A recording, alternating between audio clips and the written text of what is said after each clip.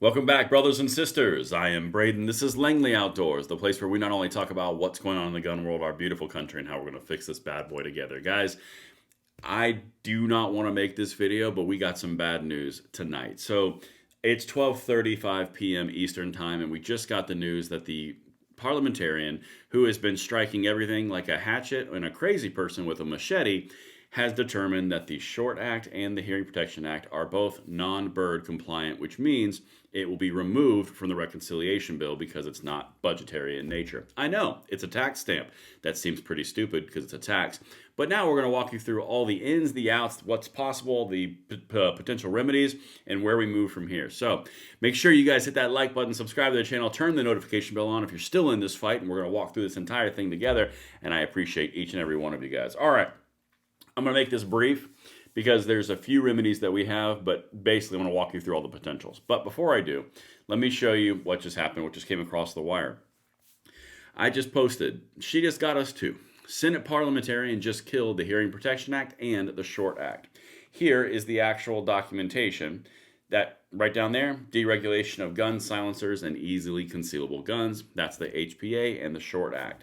This section removes the regulations pertaining to gun silencers and easily concealable firearms under the National Firearms Act. There is no question that is our baby right there. That was just thrown out with the bathwater. So here's where we're at. Senate parliamentarian ruled out 5 tax provision in GOP's reconciliation bill per Senate budget Dems. Includes easing of regulations for silencers and some guns, new tax credit for scholarship granting orgs, religious school carve-out, and endowment tax. Okay, bottom line, we didn't get it. She's saying no. Now, here's a little thing I can't really get past. She has said no on every single provision inside the big, beautiful bill. Every single one, with the exception of AI regulation on states. How does that have more to do with a budget bill than an actual tax stamp? But that's going to be a lot of conversation for another day and another video, because I guarantee you that's going to come back up. However, now I want to walk you through where we're at, what we're going, or excuse me, what our options are, and basically the way to overrule this if it happens. Okay. So I'm going to go big screen on this one just so we can be mano a mano, all right? So basically, now that the parliamentarian has ruled, she gives advice. She's not a hard and fast rule, which is why you've seen all the senators and all the House of Rep members saying fire her, get rid of her, ignore her. She's pretty much gutted the entire bill. I mean, pretty much. Like I said, the only thing that got through was an adjustment on the SNAP and the AI stuff. So everything else has been laid bare on the ground, dead, bleeding carcass, including our stuff, the Hearing Protection Act and the Short Act. So because she serves at the president, or excuse me, at the pleasure of the Senate Majority Leader, basically John Thune, he does this or he doesn't do it. That's it. He either fires her or he ignores her recommendations. That's it. He's already said multiple times that he's not going to fire her. Well, that takes that move off the board. Says he's probably not going to overrule her. We'll see how that one sticks around, especially with all the different senators and with all the different House reps making a lot of noise, because it does put the entire bill in question. So, all right, so the avenues that we have here, and as annoying as this is, here's the rough avenues. You have the ability to have John Thune fire her, as I mentioned. He can ignore her completely and take it to a floor vote. The problem is you need 60 votes. We don't have 60 votes.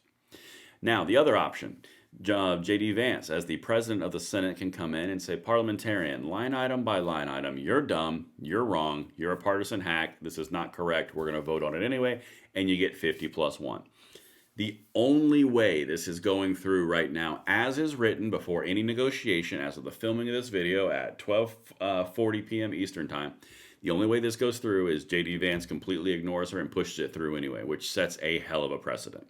And will probably come back to bite us in the butt, to be candid. Because that's the way politics works.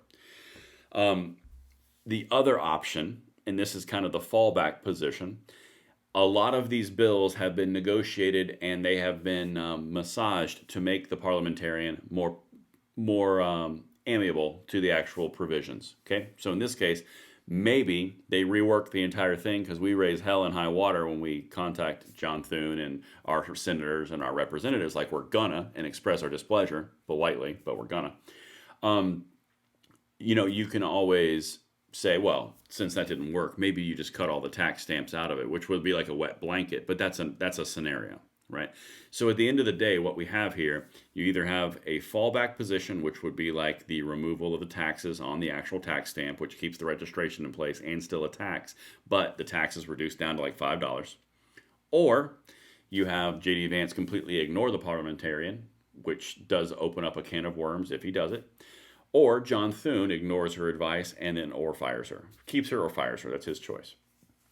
Bottom line, where we're at on this at this point is the place we did not want to go. So now we've got to figure out where this goes from here. Make sure you got that like button hit, subscribes on, and notification bells on, because as they walk through this, I know all the 2A groups in this aren't going to give up easily, and I know you guys aren't either. I'm sure as hell not. You guys know me. But where we're at now is a potential, we may have to go straight into a fallback position or a more aggressive posture. And I don't know which one is going to be picked up at this point in time, because quite candidly, everyone's asleep right now. So I know this is probably not the best news that you wanted in the morning. It'll probably release fairly early, just to get this out so we can start building momentum around this. But, guys, I didn't have a good feeling when I started seeing everything under the sun being cut and hacked apart. That was the part where I felt really bad about it. Where we're at currently is she has pretty much gutted the entire big, beautiful bill down to nothing. So where we're at essentially is a budget spending bill with more money going out the door with no budget cuts and no laws on AI. That's pretty much it. Everything else has been completely removed. It's not what I wanted to tell you by any means. It is not what I wanted to deliver to you. I wanted to deliver a big roaring ovation, amazing moment, but it turns out we got parliamentarianed the exact same way that everyone else did. Like I said, brings up a lot of things that we're going to talk about. Make sure you call your senators, you express your displeasure. Make sure you call your House of Members reps, express your displeasure. And tag me whenever you're doing it on X, and also GOA and NAGR, all the groups that have been heavily involved in this. But I'll be honest with you, it sucks. It's a kick in the dick, I'll be quite honest. But the fight will go on, 100% guarantee. That happens every single day. We grind no matter what the parliamentarian hack does or not. And I'll let you guys know what the next move is. I'm Braden. See you later.